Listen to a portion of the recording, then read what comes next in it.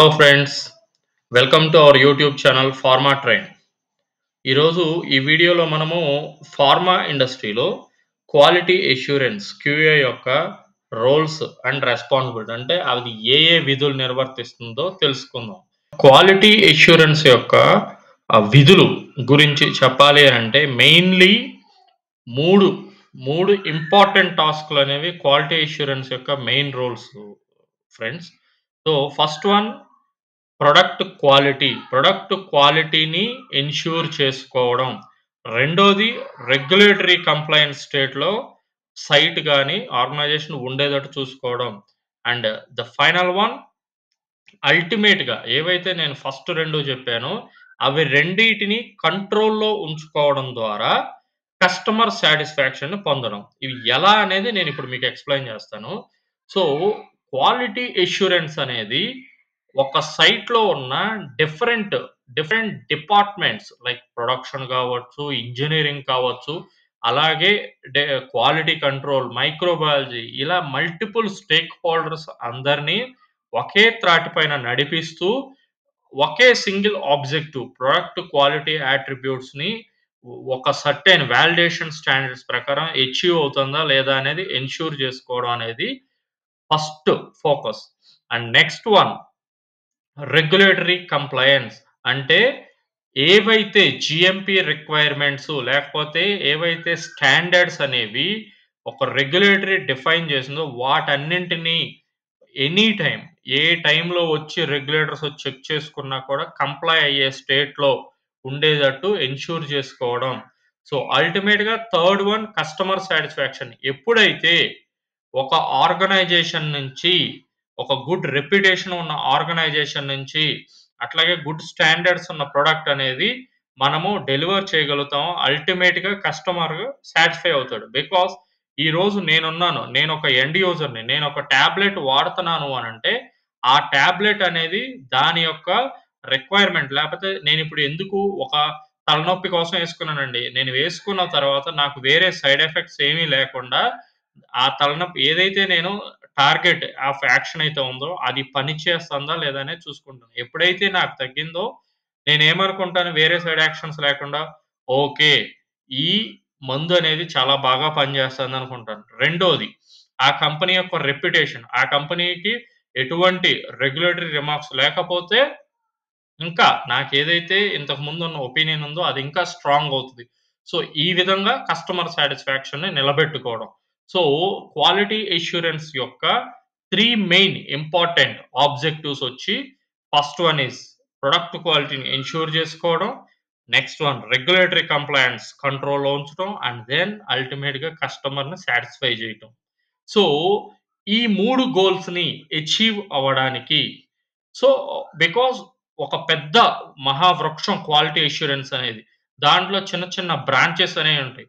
So, అట్లా ఎందుకనంటే ఈ బ్రాంచెస్ అనేయి కన్వీనియన్స్ కోసం అంటే ఎఫెక్టివ్‌గా ప్రతిదాన్ని చాలా కేర్‌ఫుల్‌గా మానిటర్ చేసుకోవడం కోసం డిఫరెంట్ బ్రాంచెస్‌గా డివైడ్ చేస్తారు. సో, నేను మీకు నెక్స్ట్ స్లైడ్‌లో ఆ డిఫరెంట్ కైండ్ ఆఫ్ బ్రాంచెస్ ఏంటనేవి ఎక్స్‌ప్లెయిన్ చేస్తా. ఇదిగోండి ఫ్రెండ్. ఇక్కడ చూపించినట్టు ఈ స్లైడ్‌లో నేను బేసికల్‌గా క్వాలిటీ అష్యూరెన్స్‌లో ఉండే మాక్సిమం అన్ని యాక్టివిటీస్‌ని 6 డిఫరెంట్ సబ్ ఫంక్షన్స్‌గా డిజైన్ చేశాను. కొన్నిసార్లు ఆర్గనైజేషన్‌ని బట్టి, అక్కడ ఉన్న రిక్వైర్మెంట్స్‌ని బట్టి, అట్లాగే హెడ్ క్యూఏ గాని, లేకపోతే క్వాలిటీ లెవెల్‌లో తీసుకున్న డెసిషన్స్‌ని బట్టి ఈ డిపార్ట్‌మెంట్సే ఉండొచ్చు, వీటికి అడిషనల్‌గా ఉండొచ్చు, లేకపోతే కొన్ని ఫంక్షన్స్ డివైడెడ్‌గా ఉండొచ్చు. సో, ఓవరాల్‌గా క్యూఏ మొత్తం మీద కవర్ అయ్యే అల్టిమేట్‌గా ఎక్కువ ఆర్గనైజేషన్స్ ఫాలో అయ్యే స్ట్రక్చర్ ఇది. బేసికల్‌గా 6 డిఫరెంట్ సబ్ ఫంక్షన్‌గా క్వాలిటీ అష్యూరెన్స్‌ని డివైడ్ చేసుకుంటారు. ఫస్ట్ సెక్షన్ వచ్చి డాక్యుమెంటేషన్ అండ్ క్యూఎంఎస్ సెక్షన్ అని పిలుస్తారు. అండ్ సెకండ్ సెక్షన్ ఐపీక్యూఏ దీన్ని మ్యానుఫ్యాక్చరింగ్ అష్యూరెన్స్ అని కూడా అంటారు. And third one validation and qualification.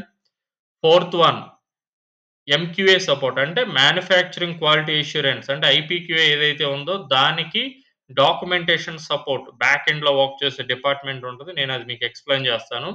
And next one analytical assurance and the final one is computer system validation CSVQA అని అంటారు. వీటి యొక్క ఇండివిడ్యువల్ రెస్పాన్సిబిలిటీస్ నేను ఇప్పుడు వచ్చే స్లైడ్స్‌లో మీకు ఎక్స్‌ప్లెయిన్ చేస్తాను. First sub function documentation and QMS. So, నేనిక్కడ మీకు చూపించినట్టు ఈ హెడ్డింగ్ ఈ ఫంక్షన్ కింద మల్టిపుల్ సబ్ బ్రాంచెస్ ఉంటాయి ఫ్రెండ్స్. అట్లాగే కొన్నిసార్లు కొన్ని ఆర్గనైజేషన్స్‌లో ఆడిట్స్ అండ్ కంప్లెయింట్స్ అనేది ఒక సెపరేట్ ఇండివిడ్యువల్ డిపార్ట్‌మెంట్‌గా ఉండొచ్చు. ట్రైనింగ్ ఇండివిడ్యువల్ డిపార్ట్‌మెంట్‌గా ఉండొచ్చు. బట్ నేనిక్కడ మీకు ఎక్స్‌ప్లెయిన్ చేయడం కోసం కన్వీనియన్స్ కోసం డాక్యుమెంటేషన్ అండ్ క్యూఎంఎస్ అనే బ్రాంచ్ కింద అన్నిటిని పెట్టాను. సో, వీటిల్లో వీటి యొక్క ఫస్ట్ రోల్ డాక్యుమెంట్ కంట్రోల్. అంటే ఏది ఇప్పుడు సైట్‌లో చాలా కైండ్ ఆఫ్ డాక్యుమెంట్స్ అనేవి తయారవుతాయి. అలా తయారైన డాక్యుమెంట్స్‌ని మాస్టర్ చేయటం. అంటే ఆ డాక్యుమెంట్ కొన్ని మనకిప్పుడు కంట్రోల్ చేయటం. అంటే వేరే వాళ్ళెవరు ఆ డాక్యుమెంట్స్‌ని మళ్ళీ ఫోర్జరీ చేయకుండా క్యూఏ యొక్క కంట్రోల్‌లో మెయిన్ ఒరిజినల్ డాక్యుమెంట్ ఉంచుకొని ఎప్పుడైనా రిక్వైర్మెంట్ వచ్చినప్పుడు దాని నుంచి ఫోటో కాపీ చేసి ఇచ్చేదట్టు. దీన్ని డాక్యుమెంట్ కంట్రోల్ మెకానిజం అంటారు. సో, నేను మీకు ఇంకా డీటెయిల్డ్‌గా నెక్స్ట్ వీడియోస్‌లో అసలు డాక్యుమెంటేషన్ సిస్టమ్ డిజైన్ ఎలా చేస్తారు ఇట్లాంటివి ఎక్స్‌ప్లెయిన్ చేస్తాను. సో, అందుకోసం మెయిన్ రోల్స్ నేను మీకు చెబుతున్నాను. అట్లా ఏవైతే డాక్యుమెంట్స్‌ని మాస్టర్ చేయటం, అట్లాగే అలా మాస్టర్ చేసిన కాపీస్‌ని ఉపయోగించుకొని ఫోటో కాపీస్ లేకపోతే కంట్రోల్డ్ కాపీస్ అనేవి ఇష్యూయన్స్ చేయడం యూజర్స్‌కి బేస్డ్ ఆన్ రిక్వైర్మెంట్. అలాగే ఆఫ్టర్ ఎగ్జిక్యూషన్ అయిపోయిన తర్వాత యూజర్స్ నుంచి ఆ ఇష్యూ చేసిన డాక్యుమెంట్స్‌ని మళ్ళీ వెనక్కి రిట్రైవ్ చేసుకోవడం. అట్లాగే బికాజ్ అంటే ప్రతి డిపార్ట్‌మెంట్‌లో కొన్ని స్పెసిఫిక్ ఎస్ఓపీస్ అనేవి ఉంటాయి. ఆ ఎస్ఓపీస్‌ని వాళ్ళు వాళ్ళు కూడా ఆ ఎస్ఓపీ ప్రిపరేషన్‌లో ఇన్వాల్వ్ అవ్వటం, ఎస్ఓపీ అప్రూవల్స్ కంప్లీట్ చేయడం, అట్లాగే యూజర్ డిపార్ట్‌మెంట్స్ నుంచి వచ్చిన ఎస్ఓపీస్‌ని వీళ్ళు మాస్టర్ చేయటం.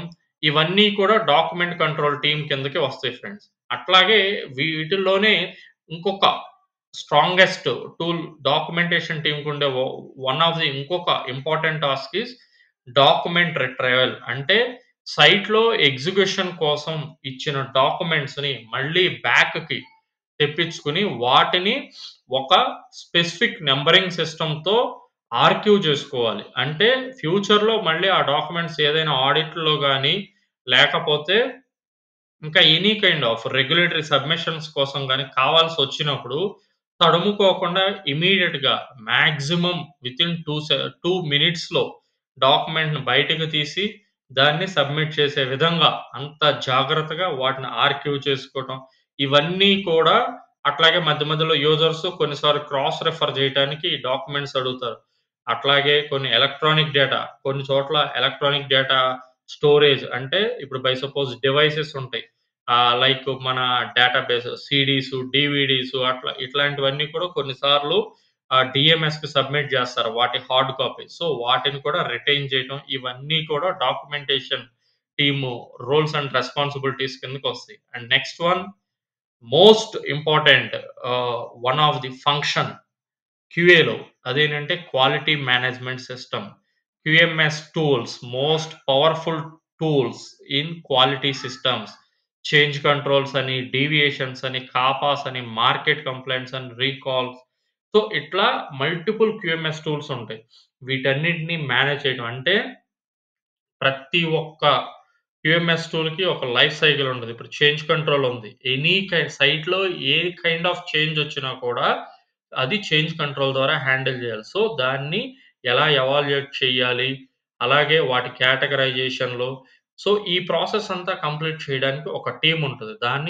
వాళ్ళని క్యూఎంఎస్ టీమ్ అంటారు. వాళ్ళ యొక్క మెయిన్ రోల్ ఏంటంటే ఇలా వచ్చిన క్యూఎంఎస్ ఎలిమెంట్స్ ఏవైతే సైట్‌లో ఇనిషియేట్ అయినాయో చేంజ్ కంట్రోల్స్ గాని, డీవియేషన్స్ గాని అలాగే మార్కెట్ కంప్లెయింట్స్ గాని వీటన్నిటిని ఫస్టు టాస్కొచ్చి లాగ్ జేయటం, వాటికొక సెపరేట్ నంబర్ ఇవ్వటం, ఆ తర్వాత వాటిని అసెస్ చేయడం అండ్ దెన్ ఇన్వెస్టిగేషన్స్ ఒస్తాయి. వీటి ఔట్‌కమ్ బేస్ మీద. ఆ ఇన్వెస్టిగేషన్స్‌ని రివ్యూ చేయడం.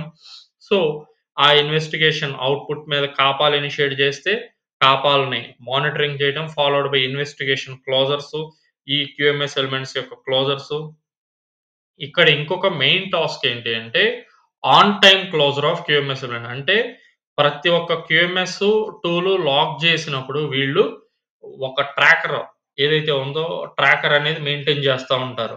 సో, వీక్లీ ఈ ట్రాకర్‌ని సైట్‌లో ఉన్న అన్ని డిపార్ట్‌మెంట్‌లకి పంపించి, వాటి యొక్క టార్గెట్ డేట్‌ల ప్రకారము వాళ్ళని అలర్ట్ చేయటం. ఆ!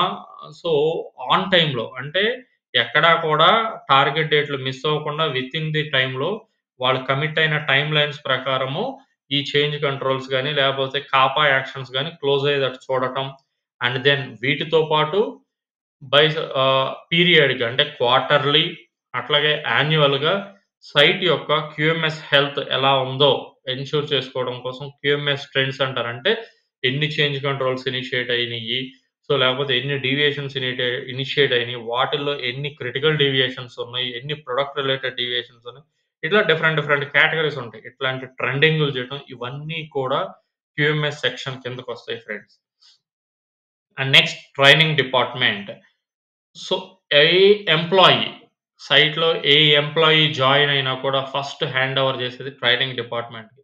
సో, అక్కడ ఒక డిఫైన్డ్ కరిక్యులమ్స్ లేకపోతే ఒక డిఫైన్డ్ టాపిక్స్ అనేవి ఉంటాయి. దాని ప్రకారం సైట్‌లోకి జాయిన్ అయిన ప్రతి ఒక్క ఎంప్లాయీని ఆ యొక్క సైట్ యొక్క సైట్ మీద పూర్తి అవగాహన వచ్చేటట్టు ట్రైన్ చేసి, అట్లాగే అతని జాబ్‌కు సంబంధించిన ప్రొసీజర్స్ మీద కూడా నీట్‌గా ట్రైన్ చేసి అతను ఇండిపెండెంట్‌గా అతనికి అప్పజెప్పిన పనులు ఇండిపెండెంట్‌గా పెర్ఫార్మ్ చేయగలడు అని కాన్ఫిడెన్స్ వచ్చిన తర్వాత అతన్ని సైట్‌లోకి రిలీజ్ చేసే బాధ్యత ఇదంతా కూడా ట్రైనింగ్ డిపార్ట్‌మెంట్ కంట్రోల్‌లో ఉంటది. అలాగే ఒక పర్సన్ ఎళ్ళిపోయిన తర్వాత పీరియాడిక్ ఇప్పుడు వాళ్ళని రిఫ్రెష్ చేయడానికి వాళ్ళకున్న స్కిల్స్‌ని రిఫ్రెష్ చేయడానికి పీరియాడిక్ ట్రైనింగ్స్ పెట్టించడం. అట్లాగే జీఎంపీ ట్రైనింగ్స్ అని ఉంటాయి. ఆ GMP trainings, safety trainings different of trainings అనేది సెగ్మెంట్స్ ఉంటాయి. ఇవన్నీ కూడా అరేంజ్ చేయటం. ఇవన్నీ కూడా ట్రైనింగ్ డిపార్ట్‌మెంట్ యొక్క పర్వ్యూలోకొస్తది. Next audits and compliance.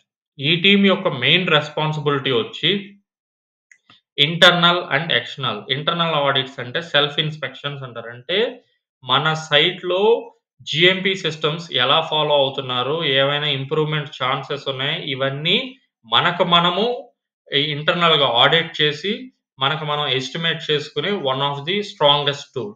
అలాగే ఎక్స్టర్నల్ ఆడిట్స్ అంటే మనకు తెలిసినయి బయట నుంచి రెగ్యులేటర్స్ గాని, లేపోతే కస్టమర్స్ గాని వచ్చి మన సైట్‌ని ఇన్స్‌పెక్ట్ చేసేది. సో, ఈ 2 కేసెస్‌లో వాటి యొక్క ఏదైనా షెడ్యూల్స్ ఉంటే ఆ షెడ్యూల్స్ ప్రకారం అవి జరిగేటట్టు చూడటం. And at the same time ఈ ఆడిట్‌లు జరిగేటప్పుడు ఆడిట్‌కి కావాల్సిన సపోర్ట్ లైక్ అది డాక్యుమెంటేషన్స్‌ని గావండి, సబ్జెక్ట్ మ్యాటర్ ఎక్స్‌పర్ట్స్‌ని అరేంజ్ చేయటం గానివ్వండి, అట్లాగే ఆడిట్ అయిపోయిన తర్వాత ఆడిట్ రిపోర్ట్స్ తీసుకొని వాటికి రెస్పాన్సులు రాయడం. అండ్ స్టేక్ హోల్డర్స్ ఎవరైతే ఉన్నారో డిఫరెంట్ డిపార్ట్‌మెంట్స్ నుంచి కాపా ప్లాన్‌లు తెప్పించుకొని రెస్పాన్సెస్ అనేవి ప్రిపేర్ చేసి కస్టమర్‌కి పంపించడం. అట్ ద సేమ్ టైమ్ వాళ్ళకి కస్టమర్ అప్రూవల్ వచ్చిన తర్వాత వాళ్ళ అగ్రీమెంట్ బేసిస్ మీద టాపా ప్లాన్స్ ఏవైతే ఉన్నాయో అవి టైమ్ లైన్స్ ప్రకారం ట్రాక్ చేయటం. ఇదంతా కూడా ఆడిట్స్ అండ్ కంప్లయన్స్ టీము పరిధిలోకి వస్తది. సో, ఓవరాల్‌గా ఇది డాక్యుమెంటేషన్ అండ్ క్యూఎంఎస్ టీమ్ యొక్క సబ్ ఫంక్షన్. సో, ప్రతి కేస్‌లోనూ ఏవైతే ఎస్ఓపీ ఇన్‌స్ట్రక్షన్స్ లేపోతే ఏవైతే టార్గెటెడ్ టైమ్‌లైన్స్ గాని, లేతే కమిట్మెంట్స్ ఉన్నాయో అవన్నీ వితిన్ ది టైమ్‌లో ఉన్నాయా? లేదా? అని ఎన్‌ష్యూర్ చేసుకునే బాధ్యత ఈ టీమ్‌ది ఉంటుంది ఫ్రెండ్స్. సో, ఫార్మాలో బేసికల్‌గా documentation and QMS section specifically QA డిపార్ట్‌మెంట్‌లో డాక్యుమెంటేషన్ అండ్ క్యూఎంఎస్ సెక్షన్ యొక్క మెయిన్ విధులు ఇవి ఫ్రెండ్స్.